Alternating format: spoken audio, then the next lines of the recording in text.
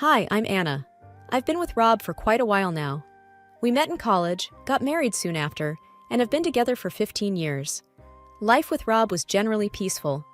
We lived in a decent house, had good jobs, and shared a bunch of common interests, but there was always something missing: a child.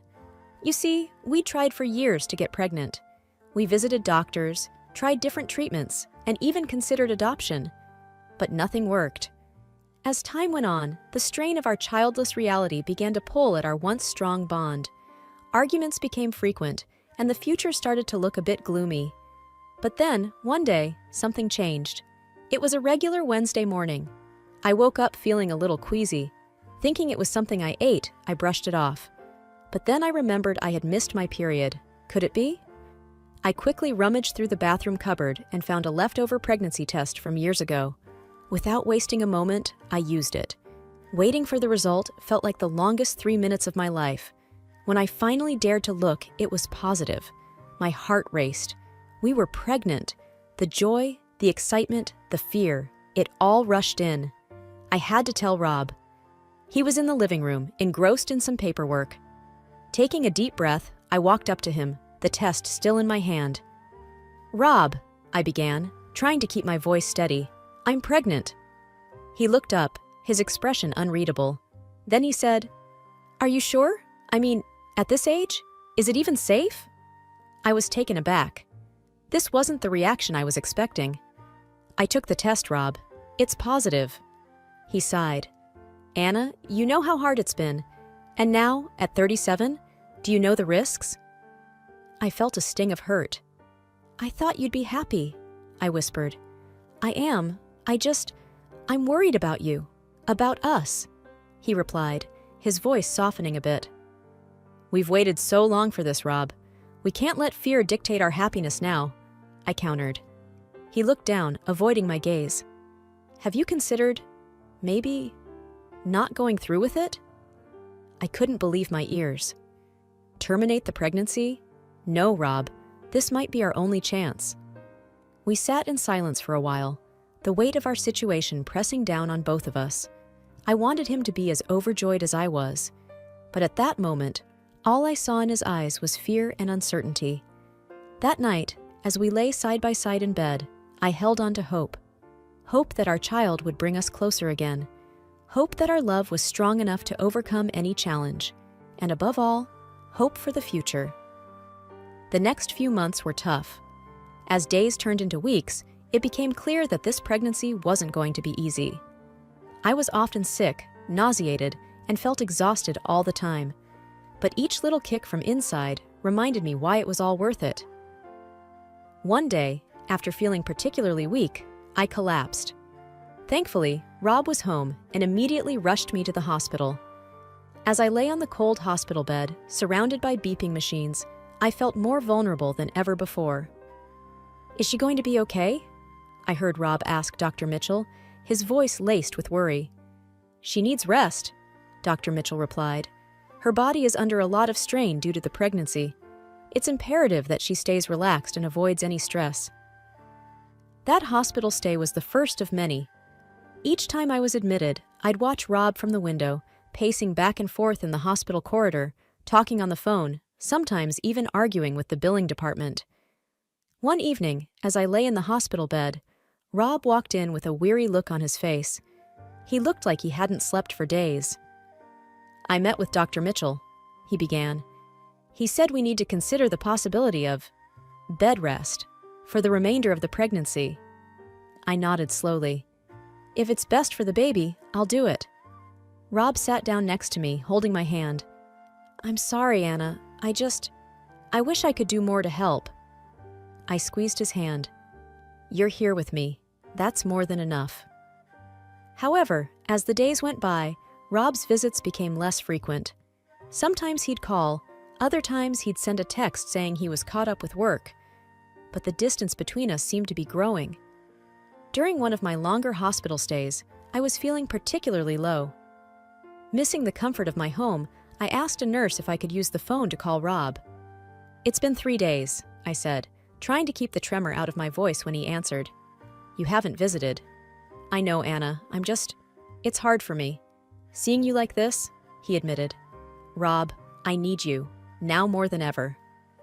Silence. I'll try to come by tomorrow, he finally said, his voice distant.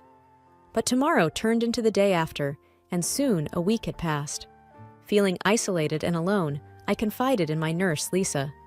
He's probably just scared, she suggested, trying to be comforting.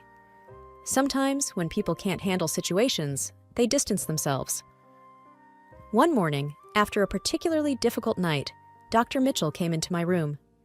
I think it's time we discuss the birth plan, Anna, he began cautiously. There are some decisions to be made. Rob, despite his absences, was there for that discussion. We sat, hand in hand, listening to our options, praying for the strength to make the right choices. Days turned into weeks, and as the date approached, I felt a mix of excitement and apprehension. But I held on to hope, believing that once our child arrived, everything would fall into place.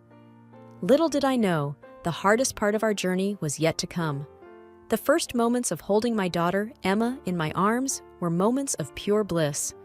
Her tiny fingers, her soft cooing sounds, it felt like a dream.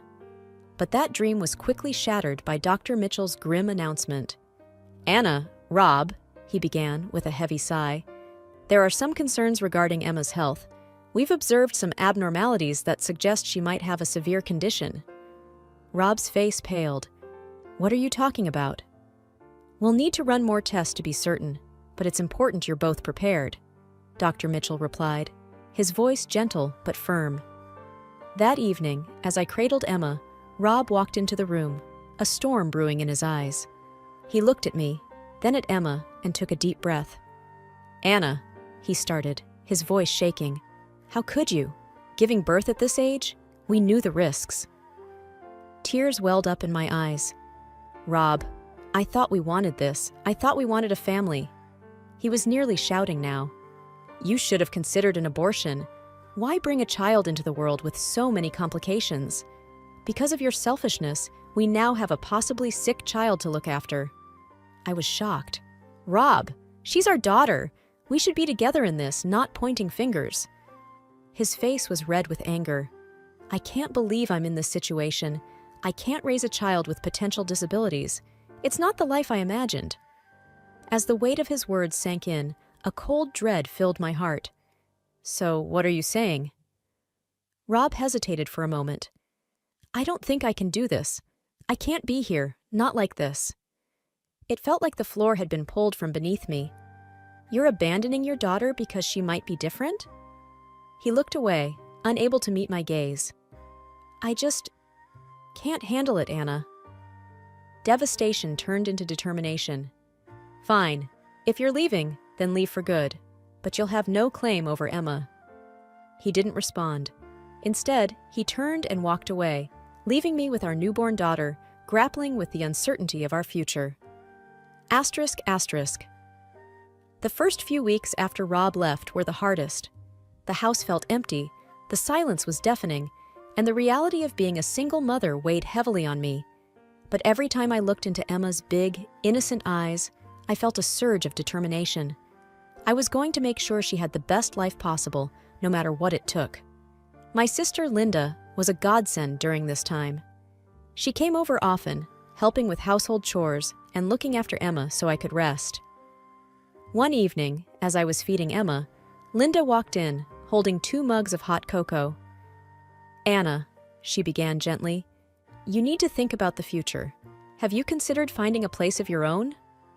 I sighed, looking around the home that held so many memories. I've thought about it, but the thought of leaving this place, it's just hard. Linda took my hand. I know, but think about Emma. This house will always remind you of Rob and everything that happened. You both deserve a fresh start. She was right. I needed to let go of the past and focus on building a new life for Emma and me. The search for a new place wasn't easy. With my limited savings and no job, options were limited. But then, one day, Linda called me excitedly. Anna, you won't believe what I found. There's a small house for rent in my neighborhood. It's perfect for you and Emma. I went to see the house the very next day. It was a cozy 2-bedroom place with a small garden in the back. The landlord, Mrs. Peterson, was a kind, elderly lady who lived next door. "Linda speaks very highly of you," Mrs. Peterson said, smiling warmly. "The place is yours if you want it." I felt tears of gratitude welling up. "Thank you, Mrs. Peterson. This means so much to me." Moving in was hectic, but with Linda's help, we managed. As I set up Emma's room, filling it with toys and her tiny clothes, a sense of peace washed over me. This was our home, our sanctuary. Linda popped her head into the room. "How's it going in here?" I smiled, hugging Emma close. "It's perfect. I can't thank you enough." She hugged us both. "That's what family is for. You're not alone in this, Anna. Remember that." Days turned into weeks, and life began to settle into a new routine. Morning walks with Emma, visits to the local park, and coffee dates with Linda became our new normal.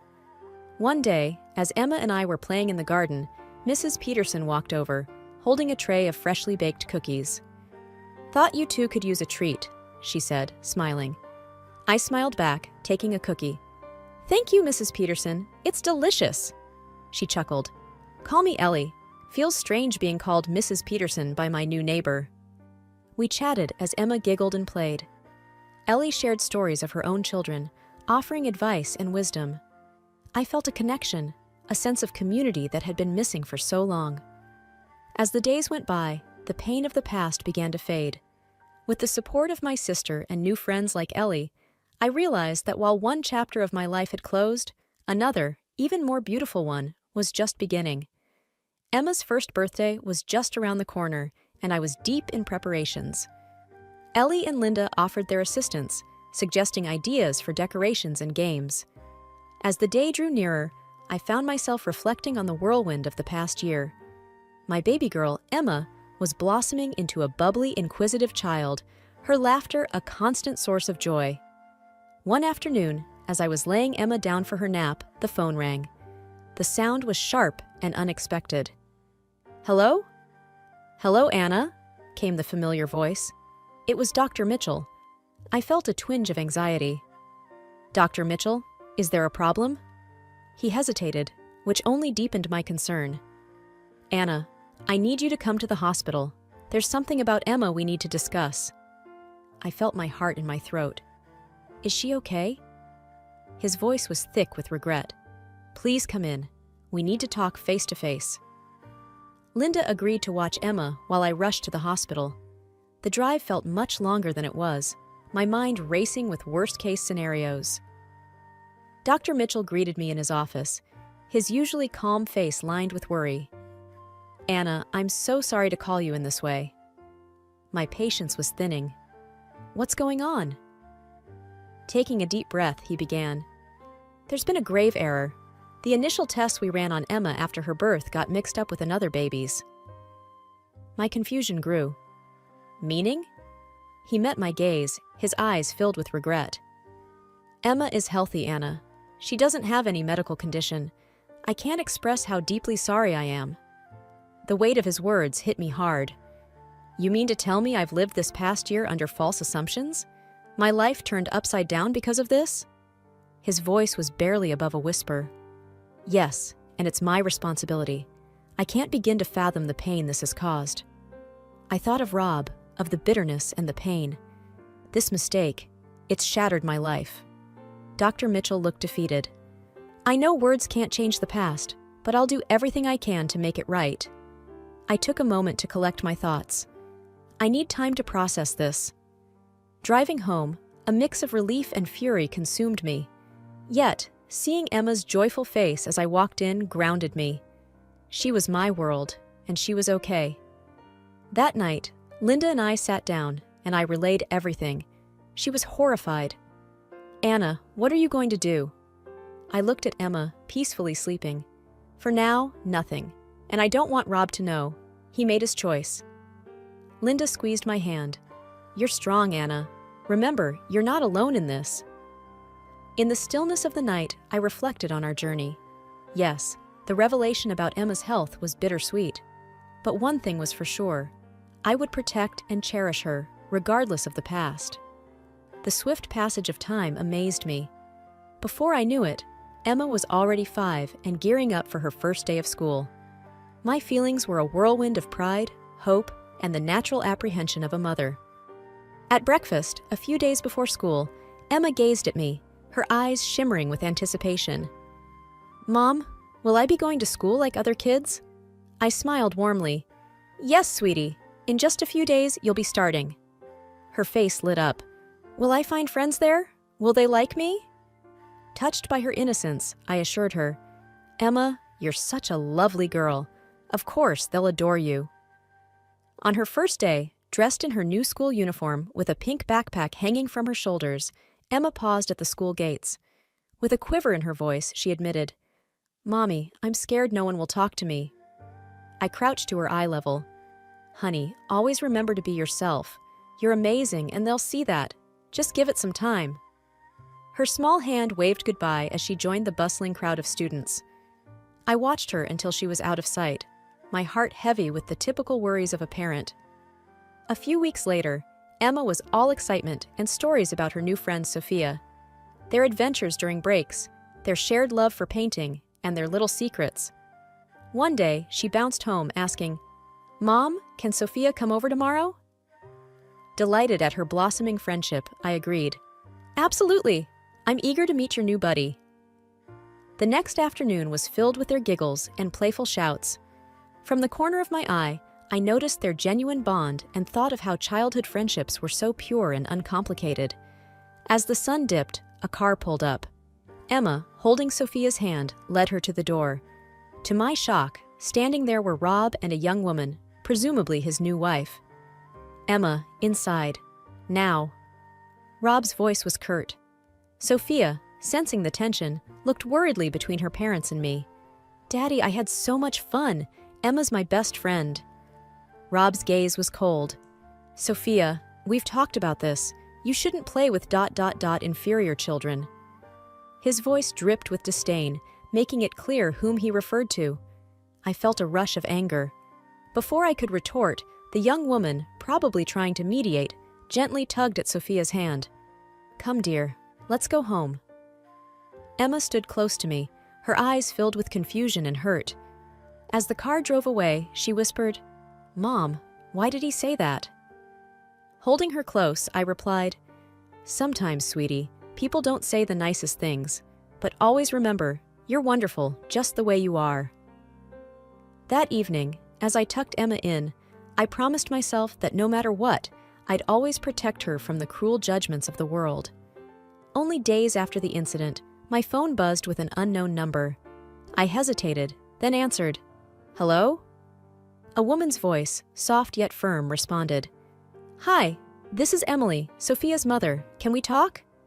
Surprised, I replied cautiously, "Of course. What's on your mind?" She hesitated. "I'd rather discuss this face to face. Can we meet tomorrow? There's a cafe around the corner from your house." After a moment, I agreed. "All right, see you at 10 a.m.? The next morning, I saw Emily waiting. She looked out of place, her pristine appearance contrasting with the laid-back vibe of the cafe. As I approached, she stood up, offering a polite, if slightly forced, smile. "Thank you for coming," she began, her eyes searching mine. "After the other day, I couldn't shake off a nagging feeling that there's more to the story than Rob's told me." I took a deep breath. "I'm not one to spread tales, but since Sophia is involved, I think you should know." She leaned forward, anticipation evident. "Please, tell me everything." Over the next hour, I unfolded our past. How Rob and I had struggled with fertility, my unexpected pregnancy, his disinterest, the misdiagnosis, his leaving, and my subsequent journey with Emma. I made sure to be factual, not letting emotion color the narrative. Emily sat stunned. "He never told me any of this. He said you were the one who left him, and he always painted such a rosy picture of your marriage." I shrugged. "Sometimes people craft stories to cope, or to hide." She looked defeated. "I feel like such a fool. I thought our love was genuine, but now it seems like he was just replacing one life with another." "Emily," I started, my tone firm, "it's not about him anymore. It's about Sophia and Emma. They've formed a bond. I don't want Emma to suffer because of our past." She nodded. I completely agree. Children shouldn't be dragged into adult disputes. As we parted, I felt a weight lifted. For the first time, I felt like I was truly free from Rob's shadow, having laid our past bare. That evening, as Emma played with her toys, she looked up. Mom, will I see Sophia again? Smiling, I said, Yes, sweetie, you will. And always remember, your past doesn't define your future, you do. My phone buzzed on the coffee table, startling me from my thoughts. Rob's name flashed on the screen, a name I hadn't expected to see in a long time. Hesitating for only a moment, I answered. Anna. Rob's voice was filled with a mix of anger and desperation. Do you have any idea what you've done? I frowned, taken aback. What are you talking about? Emily left me, he spat out bitterly. She filed for divorce, and she's taken everything. I've lost almost everything, Anna, and it's all because she spoke to you. I could hardly believe what I was hearing. Rob, you made your choices. I just told her the truth. There was a heavy pause. She also told me about Emma, that she's healthy. You never told me. Why would I? After everything you said, after everything you did, you didn't deserve to know, I retorted. Rob's voice grew softer, almost pleading. Anna, I made a mistake. I realize that now. I want to be there for Emma. I want to be there for you. We can be a family again. I scoffed in disbelief. Now that your life's in shambles, you suddenly want us back? You're unbelievable, Rob. Anna, I know I messed up, but I've changed. Please, give me a chance. I could feel anger rising in me. You walked out on us, Rob. You called our daughter inferior and turned your back. Now that your little fairy tale with Emily has ended, you think you can just waltz back into our lives? Think again. He sounded desperate now. I was wrong, Anna. I see that now. Can't you give me another chance? No, I replied firmly. Emma and I have moved on. We're doing just fine without you, and we don't need or want you in our lives. But Anna... It's over, Rob. Goodbye. I ended the call, my heart racing. I took a deep breath, letting the emotions wash over me. Emma and I had each other, and that was all that mattered. I wouldn't let Rob's selfishness disrupt our peace. Whatever challenges lay ahead, we'd face them together.